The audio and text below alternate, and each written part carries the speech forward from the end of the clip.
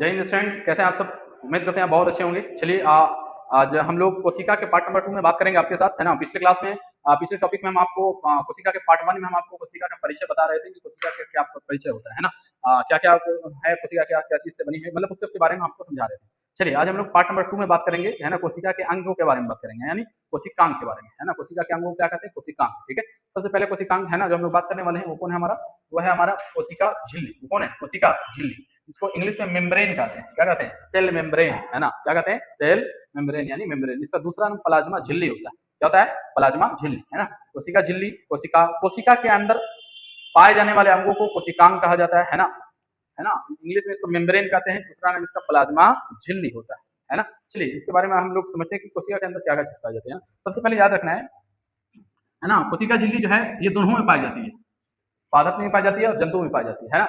मतलब ये प्लांट में भी पाए जाते हैं, है ना, और ये एनिमल्स में भी पाई जाती है ना। कोशिका झिल्ली दोनों में होती है, पौधों में भी होती है और जानवरों में भी होती है। पौधों में भी होती है और जानवरों में भी होती है ना। कोशिका झिल्ली प्रोटीन की बनी होती है ना। इसके किस चीज की बनी होती है? प्रोटीन की बनी होती है। समझ में आ रहा है कि नहीं आ रहा है? पूछा जाएगा कि कोशिका झिल्ली कहाँ कहाँ पाई जाती है, तो कोशिका झिल्ली दोनों पाई जाती है, प्लांट में पाई जाती है और जानवरों में भी पाई जाती है ना। ये किस चीज की बनी होती है? ये प्रोटीन की बनी होती है। क्या चीज की बनी होती है? प्रोटीन की, है ना। कोशिका के सभी अंग इसी झिल्ली में रहते हैं ना। ये झिल्ली इस प्रकार से झिल्ली होती है। ठीक है, कोशिका की कुछ इस प्रकार की झिल्ली होती है। और कोशिका के जितने अंग होते हैं, कोशिका के जितने अंग होते हैं, गाल्गी बॉडी हो गया, है ना, माइटोकॉन्ड्रिया हो गया, है ना, और भी जितने अंग हैं सब जो होते हैं वो कोशिका झिल्ली के अंदर ही रहते हैं, है ना। कोशिका झिल्ली के अंदर ही होते हैं। जैसे आप इसको इस तरीके से समझ सकते हैं, जब आप सामान लेने जाते हैं जब आप कुछ सामान लेने जाते हैं, जब सामान लेते हैं ना कि थोड़ा सा मिर्चा दे दिया, थोड़ा प्याज दे दिया, थोड़ा आलू दे दिया, सब सामान लेते हैं, तो जब सामान लेते हैं तो आपको एक झिल्ली देता है कि नहीं देता है ना। देता है जी हाँ। सामान लिया है ना, थोड़ा थोड़ा सामान लिया तो झिल्ली में पैक करके देकर दे देता है। झिल्ली मतलब वो प्लास्टिक में पैक करके देता है ना। तो मतलब ये वो प्लास्टिक के अंदर आप जो भी मिर्चा लिए,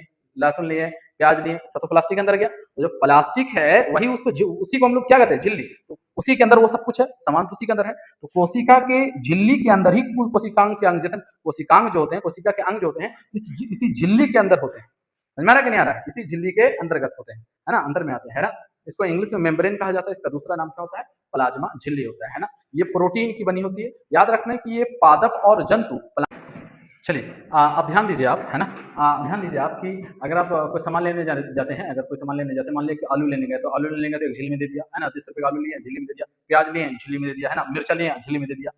तो इसका मतलब ये हुआ कि जब ढेर से सामान लेते हैं तो उसमें डबल झिल्ली लगा देता है। लगाता कि नहीं लगाता है ना। लगाता कि नहीं लगाता? आप देखे होंगे जब आपने ढेर से सामान लिया है तो उसमें डबल प्लास्टिक लगा देता है, यानी डबल झिल्ली लगा दिया।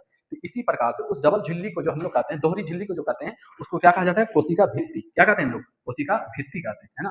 कोशिका भित्ति कहते हैं, यानी सेल वाल कहा जाता है। क्या कहा जाता है? सेल वाल कहा जाता है। और ये जो है सिर्फ और सिर्फ पादप में पाया जाता है ना। कोशिका भित्ति जो है सिर्फ और सिर्फ पादप में पाया जाता है ना। इसका मतलब ये हुआ कि जब आप कोई सामान लेंगे, ढेर सा सामान लेंगे, इसका मतलब ये हुआ कि जब आप ढेर से सामान लेते हैं या बड़ी चीज है, बड़े ढेर से सामान हो जाता है, तो बड़ी चीज में कितना झिल्ली लगती है? तो दोहरी झिल्ली लगती है। इसका मतलब ये हुआ कि जब बड़ी चीज होती है तो उसमें दोहरी झिल्ली लगती है ना। समझ में रखनी ये पादप जो है, कोशिका जो है ना, पादप कोशिका में, है ना, सिर्फ और सिर्फ, है ना, भित्ति पाई जाती है, कोशिका झिल्ली नहीं होती है। समझ में रखनी है। कोशिका भित्ति सिर्फ किसमें पाई जाती है? पादप में पाई जाती है, मतलब प्लांट में पाई जाती है ना। ये जंतुओं में नहीं पाई जाती है। समझ में आ रहा है कि नहीं आ रहा है? ये जंतुओं में नहीं पाई जाती है ना। पादप, है ना, कोशिका भित्ति यानी सेल वाल जो है प्लांट में पाई जाती है, जंतुओं में नहीं पाई जाती है ना। ये जो है सेल्यूलोज की बनी होती है। किसकी बनी होती है? सेल्यूलोज की बनी होती है। याद रखना है ना। जैसे आपने देखा होगा कि ये सब सेल्यूलोज की बनी होती है। समझ में आ रहा है कि नहीं आ रहा है? है ना। ये क्या करती है? तो सुरक्षा तथा आकार प्रदान करती है ना। ये इसी को कहते हैं कोशिका भित्ति, है ना। ये हमारी क्या है? पहली वाली कोशिका झिल्ली। ये पहली वाली क्या है हमारी? कोशिका झिल्ली। इसी को हम लोग क्या कहते हैं? कोशिका झिल्ली। और इसके बाहर जो लगी हुई है, इसी चीज को हम लोग क्या कहते हैं? कोशिका भित्ति कहते हैं। अब बताओ ये कोशिका भित्ति क्या कहेगी? तो जाहिर सी बात है कि अंदर वाली एक प्लास्टिक और बाहर वाली डबल प्लास्टिक, है ना। डबल प्लास्टिक, अगर डबल प्लास्टिक है, अब डबल प्लास्टिक है, तो डबल प्लास्टिक के अंदर जो भी चीज सामान रखा हुआ है, तो जाहिर सी बात है जो अंदर जितने सामान है, तो उस सामान का क्या करेगा? सुरक्षा प्रदान करेगा, ताकि अंदर वाला सामान गिरे नहीं, है ना। बड़ा सामान है ना तो गिरे नहीं।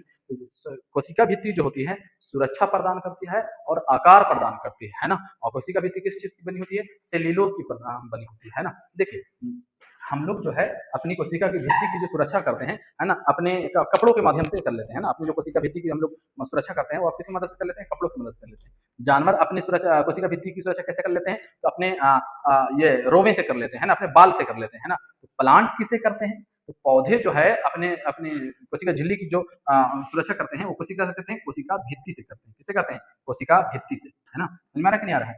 पौधे जो हैं है ना, वो किससे सुरक्षा कर लेते हैं अपनी? वो कोशिका भित्ति से कर लेते हैं। समझ में आ रहा है कि नहीं आ रहा है? ये किस चीज की बनी होती है? सेल्यूलोज की बनी होती है। किस चीज की बनी होती है? सेल्यूलोज की, मतलब जो कोशिकाएं बड़ी होती हैं उसमें दोहरी झिल्ली होती है ना, उसी को हम लोग क्या कहते हैं? कोशिका भित्ति। जाहिर सी बात है, जब सामान बड़ा रहा, जब सामान ढेर सा रहेंगे तो आप उसमें दोहरी झिल्ली लगा दीजिएगा, क्योंकि सामान बड़ा है, सामान ढेर सा है ना, ताकि वो फटे नहीं, है ना, मतलब गिरे नहीं, इसलिए उसी को क्या कहते हैं हम लोग? कोशिका भित्ति, है ना। ये कोशिका भित्ति जो होती है सिर्फ किसमें होती है? पौधों में होती है ना, सिर्फ प्लांट में होती है, जंतुओं में नहीं होती है ना। झिल्ली के बाहर वाली झिल्ली को हम लोग क्या कहते हैं? कोशिका भित्ति कहते हैं। इसमें है ना, यानी कहने का मतलब ये हुआ कि पौधों में दोहरी झिल्ली पाई जाती है। पौधों में कैसी झिल्ली पाई जाती है? दोहरी झिल्ली पाई जाती है। समझ में आ रहा है कि नहीं आ रहा है? जंतुओं में दोहरी झिल्ली नहीं पाई जाती है ना। ये किस चीज की बनी होती है? तो ये सेल्यूलोज की बनी होती है ना। समझ में आ रहा है कि नहीं? जैसे हम लोग कपड़ा पहने हुए, कपड़ा भी क्या चीज का बना हुआ है ना, तो कपास का बना हुआ है। कहाँ से आया? तो प्लांट से आया, तो प्लांट है ना। मतलब ये पौधे से अगर पूछा जाए कि पौधे से जो भी चीज बनी हुई वो किस चीज की बनी होगी? वो सेल्यूलोज की। क्यों? क्योंकि ये बाहर वाली झिल्ली जो है इसी को हम लोग क्या कहते हैं? कोशिका भित्ति कहते हैं। समझ में आ रहा है ना? यही हमारी क्या होती है? कोशिका भित्ति होती है। पौधों से जितनी भी चीज बनी होगी वो सेल्यूलोज की होगी। किस चीज की होगी? सेल्यूलोज की। जैसे हम लोग कपड़ा पहने हुए, तो कपड़ा कपास का बना हुआ है, तो वो भी एक सेल्यूलोज का है ना। कागज है, तो कागज भी है ना, प्लांट से बनता है, तो वो भी हमला क्या है? तो सेल्यूलोज का बना है। नोट है ना, नोट जो होता है वो भी सेल्यूलोज का बना होता है। समझ में आ रहा है कि नहीं आ रहा है? तो इस प्रकार से हम लोग समझ सकते हैं, है ना, कोशिका भित्ति और कोशिका झिल्ली, है ना। तो चलिए आइए इसको देखते हैं, है ना। कोशिका झिल्ली यानी मेम्ब्रेन, है ना, इसको प्लाज्मा है ना, प्लाज्मा मेम्ब्रेन या प्लाज्मा झिल्ली कहते हैं, है ना। प्लाज्मा झिल्ली दोनों में होती है, जंतु में भी और पादप में भी, है ना। ये प्रोटीन की बनी होती है ना। इसमें कोशिका के, है ना, इसमें कोशिका के सभी अंग होते हैं। ये हमारी झिल्ली है, तो ये कोशिका के सभी अंग इसमें पाए जाते हैं। समझ में आ रहा है कि नहीं आ रहा है? इसमें कोशिका भित्ति नहीं होती है, याद रखना है, कोशिका भित्ति इसमें नहीं होती। दूसरा, कोशिका भित्ति किसमें होती है? तो कोशिका भित्ति सिर्फ और सिर्फ पौधों में होती है। किसमें होती है? पौधों में होती है, जानवरों में नहीं होती है। ये किस चीज की बनी होती है? सेल्यूलोज की बनी होती है ना। कोशिका भित्ति किस चीज की बनी होती है? सेल्यूलोज की बनी होती है। और ये क्या करती है? तो ये आकार प्रदान करती है और सुरक्षा प्रदान करती है। जाहिर सी बात देखो कि अगर आप डबल प्लास्टिक आप क्यों लेते हैं? है ना, जाते हो ना, बहुत ढेर सा सामान हो गया तो बोलते हैं डबल प्लास्टिक दे दिए जी, गिर जाएगा सामान, बोलते कि नहीं? क्यों? ताकि अंदर का जो भी सामान हो वो सुरक्षित हो। अगर आगे बीच पहली प्लास्टिक खड़ी है तो दूसरी प्लास्टिक में बचा रहे, है ना। तो ये कहने का मतलब ये हुआ कि कोशिका भित्ति जो होती है इसमें दोहरी झिल्ली होती है। ऐसी झिल्ली होती है, दोहरी झिल्ली होती है ना। इसमें दो झिल्ली लगी होती है ना, लेकिन जंतुओं में दो झिल्ली नहीं होती है। समझ में आ रहा है कि नहीं? है ना।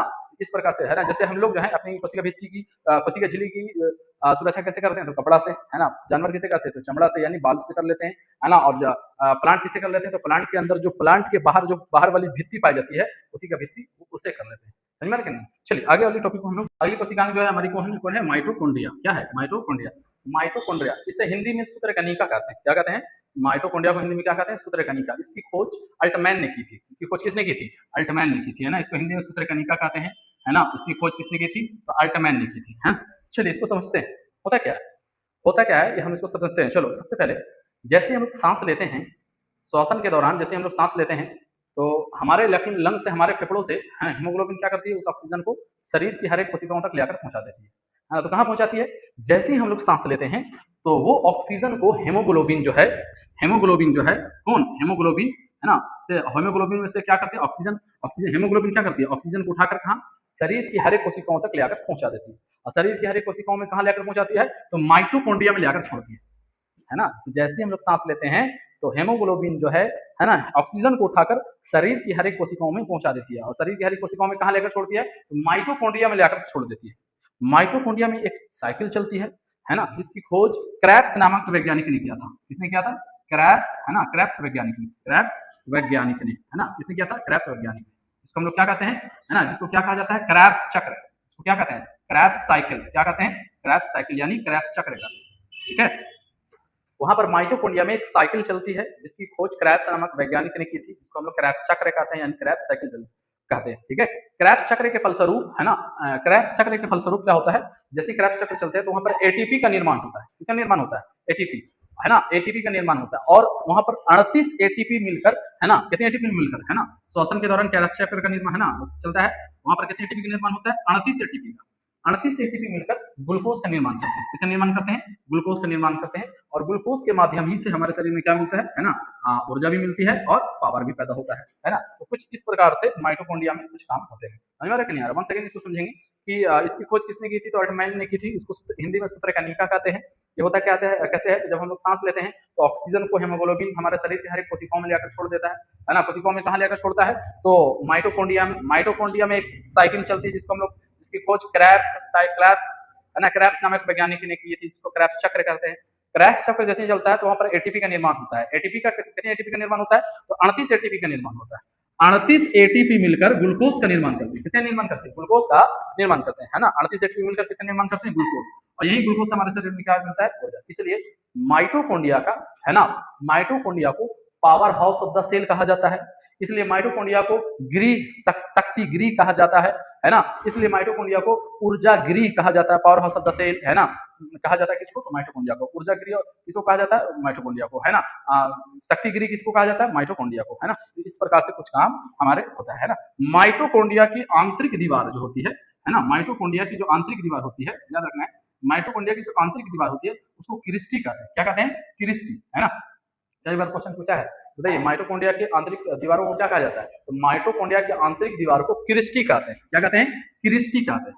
समझ में आ रहा है कि नहीं आ रहा है। तो इस प्रकार से कुछ माइटोकॉन्ड्रिया में काम होती है ना। चलिए अगली बात, माइटोकॉन्ड्रिया में, है ना, माइटोकॉन्ड्रिया में क्रेब्स का चक्र, है ना, क्रेब्स चक्र कहाँ चलता है, तो माइटोकॉन्ड्रिया में चलता है। कहाँ चलता है, क्रेब्स चक्र क्वेश्चन पूछ देगा ना, क्रेब्स चक्र के फलस्वरूप किसका निर्माण होता है, तो क्रेब्स चक्र के फलस्वरूप एटीपी का निर्माण होता है।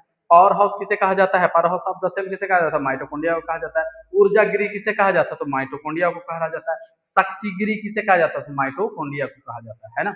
अब समझ में आ रहा है कि नहीं आ रहा है। ये माइटोकॉन्ड्रिया की आंतरिक दीवार को क्या कहते हैं, क्रिस्टी कहते हैं। याद रखिएगा, ये कई बार क्वेश्चन पूछा है, माइटोकॉन्ड्रिया की आंतरिक दीवार को क्या कहते हैं, क्रिस्टी कहते हैं। क्या कहते हैं, क्रिस्टी कहते हैं, है ना। अब ये बताइए आप कि हमारे शरीर में हर जगह कोशिका है ना, नीचे से लेकर ऊपर तक हमारे शरीर के हर एक पार्ट कोशिका का बना हुआ है। अब बताओ, कोशिका के अंदर माइटोकॉन्ड्रिया होती है, माइटोकॉन्ड्रिया के अंदर क्रेब्स चक्र चलता है, तो ऊर्जा का निर्माण होता है, ग्लूकोज बनता है। तो अब बताओ, कोशिका का कोशिका तो हर जगह, हाथ में भी, नाखून में भी, पैर में भी, बाल में भी, हर जगह कोशिका, तो हर जगह एनर्जी बनती होगी, बनती ही नहीं होगी नहीं। तो याद रखना है कि जब हम लोग कोई काम कर रहे होते हैं, मान लिया कि हम बैडमिंटन खेल रहे हैं, ऐसे बैडमिंटन खेल रहे हैं, तो बताइए सबसे ज्यादा हमको ऊर्जा की जरूरत कहाँ पड़ रही है, अभी हमारे हाथ में, क्योंकि अभी हम हाथ किसका, अभी यहाँ पर किसका काम हो रहा था, हाथ का काम हो रहा है। मान लिया कि हम दौड़ रहे हैं, कोई व्यक्ति दौड़ रहा है, तो सबसे ज्यादा एनर्जी की जरूरत किसको है, पैर को है कि नहीं, पैर को है, क्योंकि पैर का काम चल रहा है ना। मान लिया हम आपको पढ़ा रहे हैं, तो हमको पढ़ाने में सबसे ज्यादा जरूरत किसको है, जुबान को है कि नहीं है। तो अगर हम 1 घंटा, अगर बाय द वे हम पढ़ा रहे हैं, ठीक है, हम आपको पढ़ा रहे हैं, अगर हम आपको 1 घंटा लगातार पढ़ाते रहेंगे, तो यह मेरी जुबान बहुत तेज से स्पीड से काम कर रही है ना। जब तक हमारे जुबान में ऊर्जा थी वो काम कर रही है ना, ढंग से काम कर रही है। लेकिन 1 घंटे के बाद जब हमारी जुबान की ऊर्जा खत्म हो जाएगी, तो हमारी जुबान धीरे धीरे धीरे काम करना शुरू कर देगी। करेगी कि नहीं करेगी, क्यों, क्योंकि एनर्जी खत्म होना शुरू हो जाएगी। तो कोई ना कोई ऐसा होना तो चाहिए ना। अब बताओ, हम यहाँ पर खड़े हुए हैं, हम सिर्फ आपसे बोल रहे हैं, है ना, खड़े होकर हम सिर्फ आपसे हमको पढ़ा रहे हैं, तो बताओ ऊर्जा तो हमारी सिर्फ जुबान की नहीं खत्म हो रही है, मुंह पे नहीं जा रही है यहाँ पर ना। पैर में तो हम पैर में जो कोशिकाएं हैं, वहां जो ऊर्जा का निर्माण हो रहा है, वो तो वैसी की वैसी ही, उसका तो इस्तेमाल ज्यादा नहीं हो रहा है, नहीं ना हो रहा है। तो जब हम पढ़ा रहे हैं, तो हमारी जुबान की ऊर्जा का इस्तेमाल हो रहा है, तो वहां पर जब ऊर्जा घटेगी, तो उसके लिए क्या होना चाहिए, तो कोई ना कोई एक होना नहीं चाहिए जो जहां पर ऊर्जा घटे तो वहां पर ले आकर पहुंचा सके।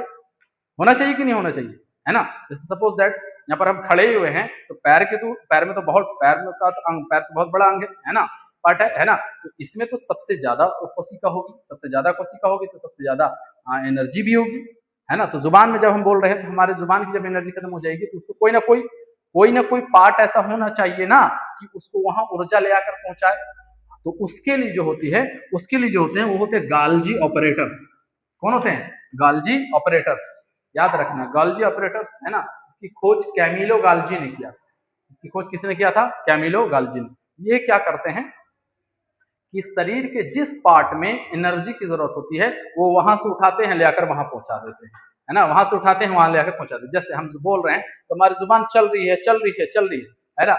जो हमारे शरीर में जुबान को जब 1 घंटा चल रही है लगातार, धीरे होगी ना, क्यों, क्योंकि एनर्जी तो, जुबान की ऊर्जा तो कमेगी, एक ना एक टाइम कमेगी, तो एनर्जी की जो उसको जरूरत पड़ेगी। तो बताओ, पैर में या हाथ की एनर्जी या और भी अदर पार्ट्स की एनर्जी तो बची हुई है, तो वहां से एनर्जी को खखोर कर लाकर उस पार्ट तक पहुंचाने का काम जो करता है, वो कौन करता है, गाल्जी बॉडी। जैसे हम, है ना, बैडमिंटन ही खेल रहे हैं, तो हमारा कौन काम कर रहा है, किसकी एनर्जी ज्यादा जा रही है, हाथ की जा रही है। तो हाथ की एनर्जी घटेगी, एक समय में तो घटेगी।